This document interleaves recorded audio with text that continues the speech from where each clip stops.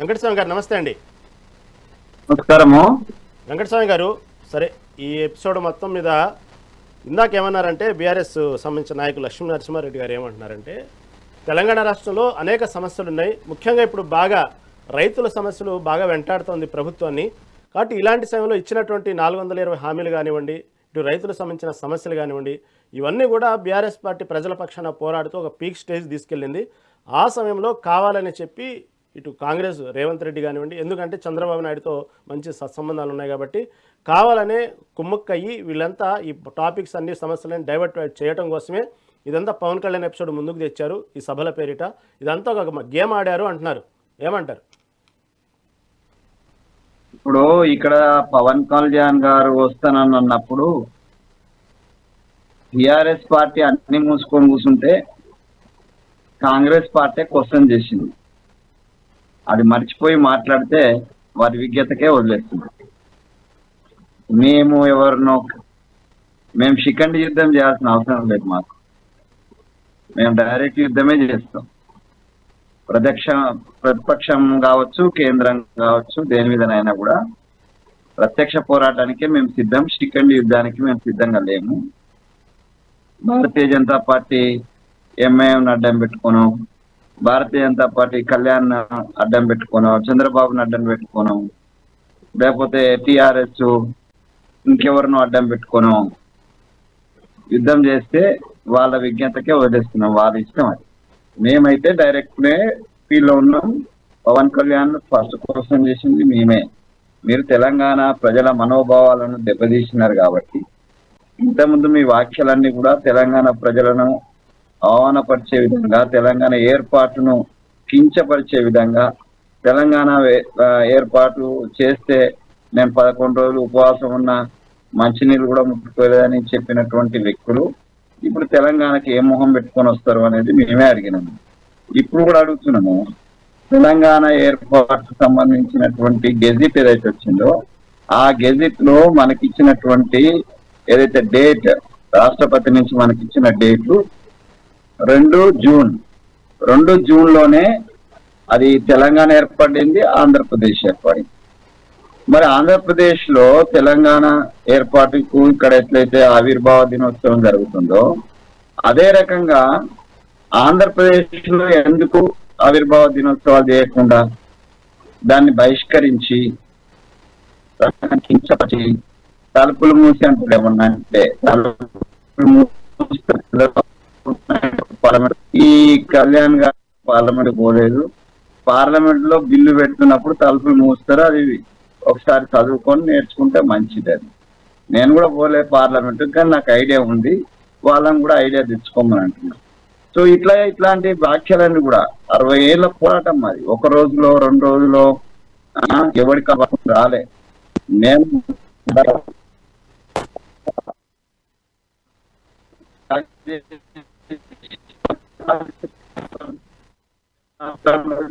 దేశం అంతా తిరిగి, రాష్ట్రం అంతా తిరిగి, ఒక పార్టీని కడప తిరిగి మేము కన్విన్స్ చేసి దేశంలో ఉన్నటువంటి మాక్సిమం పార్టీలు 36-37 పార్టీలను ఒప్పించి మెప్పించి చివరికి తెలంగాణ తెచ్చుకున్నటువంటి ఇది ఒక పోరాట గాథ. ఇది ఒక మరో స్వతంత్ర పోరాటమే.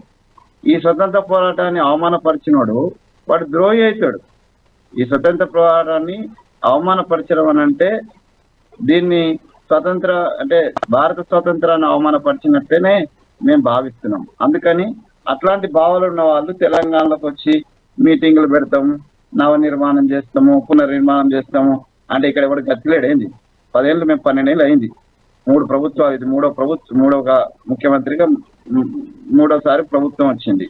ఇక్కడ ఉన్న వాళ్ళకి చేతగాక మీరు వచ్చి నిర్మాణాలు చేయాలన్నా? మాకు మీరు విధ్వంసం చేసిన దాన్నే మేము పునర్నిర్మాణం చేస్తున్నాం. ఇక్కడ మీరు 60 ఏళ్ళు విధ్వంసం చేసింది. ఇక్కడ మా తెలంగాణకు నీళ్లు రాకుండా, నిధులు రాకుండా, నిధులను మీ వైపే మళ్ళించి, నీళ్లను మీ వైపే మళ్ళించి, ఉద్యోగాలు మీరే దొబ్బిపోయి ఇవన్నీ చేసింది కాబట్టే కదా తెలంగాణ ఆంధ్ర అనేటువంటి భావన వచ్చింది. లేకుంటే తెలుగు వాళ్ళందరూ ఒకటనేటువంటి అసలు ఉమ్మడి రాష్ట్రమే లేదు.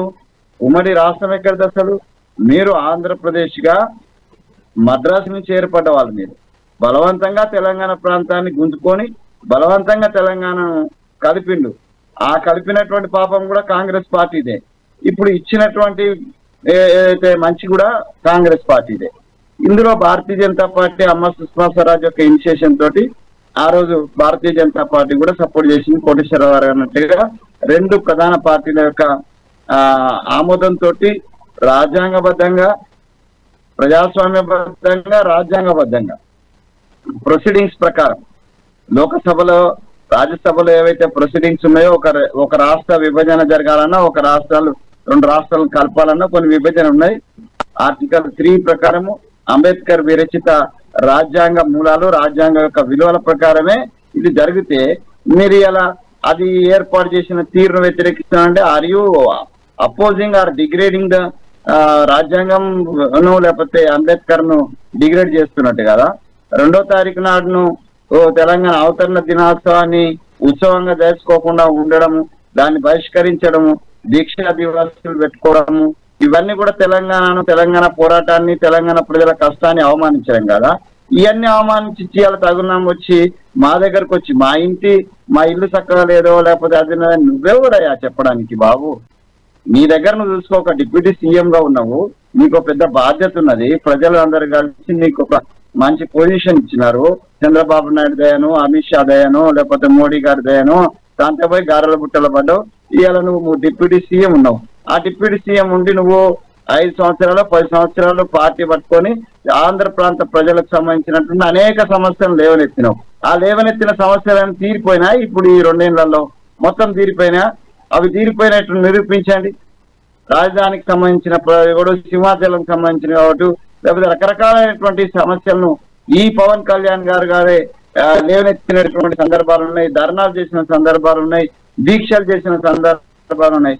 అవన్నిటినీ సమంజసంగా నీకు అధికారం కట్టబెట్టింది కాబట్టి ఆంధ్ర ప్రాంత ప్రజలు నువ్వు అన్నిటిని సమస్యను పరిష్కరించిన తర్వాత నువ్వు వేరే కాడికి ఆలోచిస్తే బాగున్నాయి. తమ ఇల్లును తమ చక్క చేసుకోకుండా వేరే ఇంట్లో వచ్చి ఇల్లు పెడతామంటే ఇక్కడ చేతగానే ఎవరు లేరు. భయపెచ్చు మీ జాగిరా, అబ్బ జాగిరా అంటే మా జాగిరే, నువ్వు మాకు పుట్టలే, మీ అమ్మ మా బిడ్డ కాదు, మీ నాయన మా బిడ్డ కాదు, ఈ తెలంగాణ ఆరిజిన్ కాదు, లేకపోతే అంతకుముందున్న మీ తాతలు తండ్రులు ఎవరైనా కూడా ఈ తెలంగాణ ఆరిజిన్ తో పుట్టలేదు కాబట్టి మీరు మా బిడ్డలు కాదు, మీరెన్నాళ్ళలో కిరాయి వాళ్ళే. అంబేద్కర్ చెప్పింది కదా, గుజరాత్ అండ్ బాంబే విషయం వచ్చినప్పుడు మహారాష్ట్ర గుజరాత్ విడిపోయే సందర్భంగా అంబేద్కర్ చాలా స్పష్టంగా చెప్పినాడు, మీరు ఎన్నాళ్ళున్నా గుజరాతీలు ఇక్కడ కిరాయిదారులే. కిరాయిదారులు మొత్తం రాష్ట్రాన్ని టేకప్ చేస్తాము, నిర్మాణం చేస్తామన్నా లేకపోతే ఇంకోటి మాట్లాడితే అది బాగుండదు. ఇంకో రెండో విషయం ఏంటంటే నేనైతే స్పష్టంగా చెప్తున్నా, ఇప్పటి వరకు ఈ యాంగిల్ ఎవరు చెప్పలే కానీ నేనైతే చెప్తున్నా ఏంటంటే ఆంధ్ర ప్రాంత రాజకీయ నాయకులకు ప్రజలతోటి మాకు విభేదం లేదు, అప్పుడు లేదు ఇప్పుడు లేదు, ఎప్పుడు ఉండకూడదని. ఇప్పుడు ఈ పవన్ కళ్యాణ్ కారణంగా అనవసరమైనటువంటి ఆ వైషమ్యాలు పెరిగే అటువంటి అవకాశం ఉన్నది. దానికి కూడా కారణం ఆయనే అవుతున్నాడు.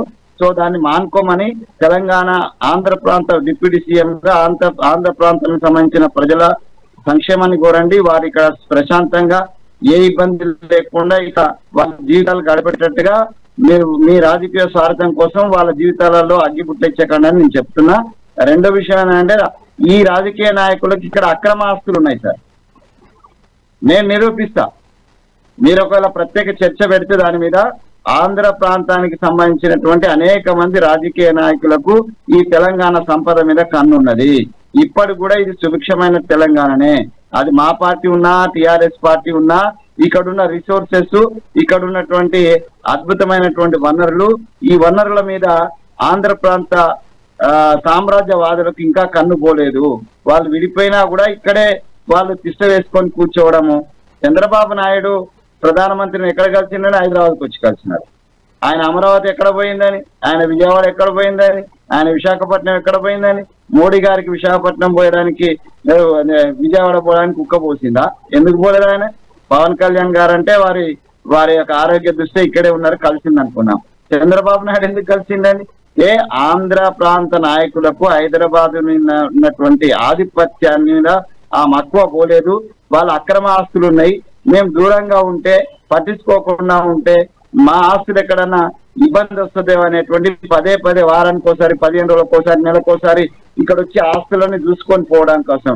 ఇదంతా ఎందుకు? ఇక్కడ ఒక రాజకీయ పార్టీని పెట్టుకొని ఇక్కడ తావేదారులను కొంతమంది బానిసలను పెట్టుకుంటే ఈ బానిసలు ఈ తెలంగాణ కాన్సెప్ట్ కానీ తెలంగాణ తల్లి కానీ తెలంగాణ ప్రజల యొక్క ఆకాంక్షలు కానీ తెలియనటువంటి ఈ కొంతమంది సినీ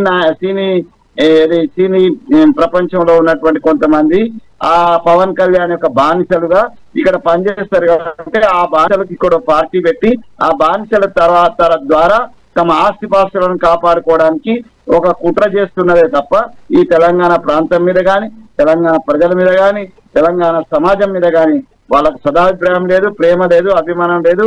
ఈ పై మాటలే. మేము ఏమనంటే కరోనా పైసలు ఇచ్చినాము, డబ్బులు ఎక్కడి నుంచి సంపాదించినావు బిడ్డ? మా దగ్గర నుంచి సంపాదించిన. ఇవాళ నీ సినిమాలన్నీ నైజాంలోనే కలెక్షన్ ఎక్కువ. నీ సినిమాలే కాదు, అందరి నాయకుల సినిమాలు ఇక్కడ నుంచి ఎన్టీ రామారావు దగ్గర నుంచి ఇప్పటిదాకా అందరికీ ఆంధ్ర ప్రాంత బిడ్డలను మా బిడ్డలుగా, మా వాళ్ళుగా, మా బంధువులుగా, మా సోదరులుగా, సహచరులుగా మేము ఈ హైదరాబాద్ చుట్టుపక్కల రాష్ట్రంలో ఉన్నటువంటి అన్ని మూలలలో మేము ఆదరిస్తున్నాం, వాళ్ళతో కలిసిమెలిసి ఉంటున్నాం. మేమెక్కడ ఆ వివక్ష చూడలేదు. ఈవెన్ తెలంగాణ ఉద్యమం జరుగుతున్నప్పుడు కూడా మేము ఆ వివక్ష చూపలేదు. అట్లాంటి ఒక సుభిక్షమైనటువంటి ఒక సౌద్భావంతో నడిచేటువంటి తెలంగాణలో అనవసరమైన చిచ్చు రాపించడం, కేవలం వాళ్ళ ఆస్తులను కాపాడుకోవడం కోసమే ఇక్కడ జనసేన పార్టీ అనేది జన సైనికులు అనేది కొంతమందిని చేసుకుంటున్నారు. వాళ్ళ విజ్ఞతకే వదిలేస్తున్నా. మీరు మీ అమ్మని కాదని పక్క అమ్మను మా అయ్యను కాదని ఇంకో అయ్యను పట్టుకుంటానంటే అది మీ విజ్ఞతకే వదిలేస్తున్నాము. ఇక్కడ ఉన్నటువంటి జన సైనికులను నేను వాళ్ళ విజ్ఞతకే వదిలేస్తున్నా. వాళ్ళు ఆలోచించుకోవాలి. ఎవరికి పుట్టిన ఎవరికి సేవ చేస్తారు, ఎవరి బిడ్డని పెట్టారు, ఏ ప్రాంత బిడ్డలు మీరు ఏ ప్రాంతానికి సేవ చేస్తారు, ఏ ప్రాంత నాయకులకు సేవ చేస్తారు, ఎవరికి బానిసలుగా మీరు ఆలోచించుకోవాలి. ఆ జన సైనికులు ఆయన తెలంగాణ